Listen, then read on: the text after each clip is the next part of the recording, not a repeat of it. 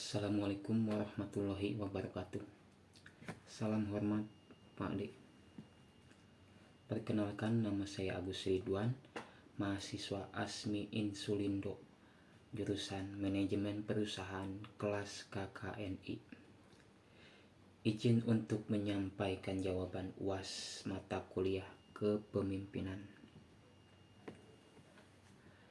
Yang pertama, sistem dan jenis organisasi yang ada di tempat kerja saya, yaitu sistem serikat buruh yang berfokus pada sektor industri logam dan berperan dalam memperjuangkan hak-hak pekerja yang umumnya digunakan juga oleh serikat-serikat pekerja yang ada di PT lain. Serikat buruh yang terdiri dari berbagai tingkatan yang masing-masing memiliki peran dan tanggung jawabnya masing-masing. Jenis organisasi buruh yang berada di tempat kerja saya sering berpartisipasi dalam memperjuangkan bersama serikat-serikat buruh lain seperti demonstrasi, mogok kerja, dan tentunya perundingan dengan manajemen. Sistem manajemen organisasi yang berada di tempat kerja saya yaitu struktur organisasi yang mencakup pembagian tugas dan tanggung jawab di dalam organisasi, pengambilan keputusan yang jelas yang melibatkan semua aspirasi-aspirasi anggota, komunikasi yang baik antara anggota, dan pertemuan rutin setiap minggunya, dimulai dari korlap sampai dengan pengurus yang membahas tentang hak-hak dan kewajiban anggota, kemudian disampaikan kepada anggota berbarengan dengan briefing sebelum dimulainya aktivitas kerja.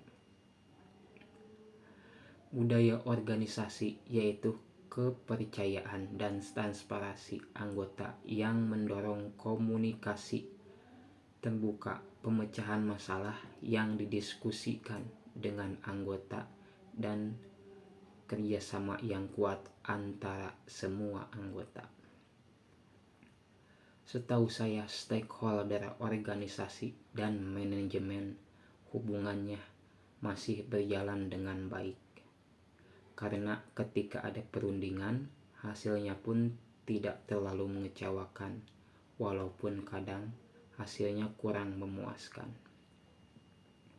Andai di masa yang akan datang saya menjadi pemimpin organisasi serikat buruh di tempat kerja saya yang sekarang, saya akan menerapkan gaya kepemimpinan demokratis. Karena gaya kepemimpinan ini melibatkan semua anggota dalam pengambilan keputusan.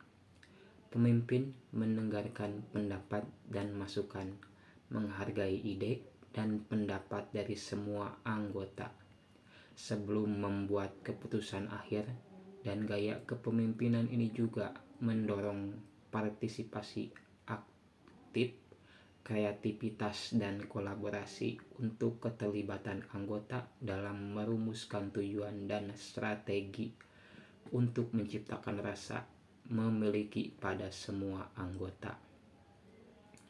Pemimpin demokratis juga sering berinvestasi dalam pengembangan keterampilan dan kemampuan anggota.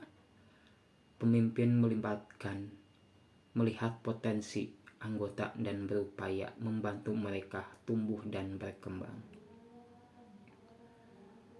Pemimpin dan anggota bekerja sama dalam merumuskan visi dan tujuan organisasi. Ini dapat menghasilkan komitmen yang lebih besar terhadap tujuan bersama. Dengan melibatkan anggota dalam pengambilan keputusan, gaya kepemimpinan demokratis dapat mendorong kreativitas dan inovasi.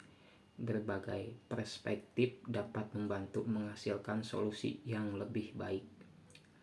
Anggota akan merasa lebih terlibat dan memiliki rasa kepemilikan terhadap hasil kerja karena mereka merasa berkontribusi dalam pengambilan keputusan.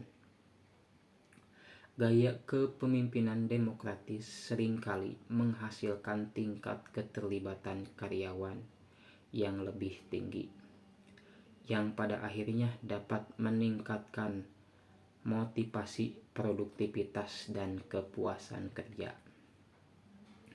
Dengan pemahaman tentang faktor yang mempengaruhi gaya kepemimpinan yang ada di tempat kerja saya, mungkin penjelasannya memang cukup singkat, padat, dan insya Allah jelas. Dan untuk penilaian presentasi saya, insya Allah cukup baik dengan presentasi nilai 80. Kurang lebihnya mohon maaf. Atas perhatiannya saya ucapkan terima kasih. Wassalamualaikum warahmatullahi wabarakatuh.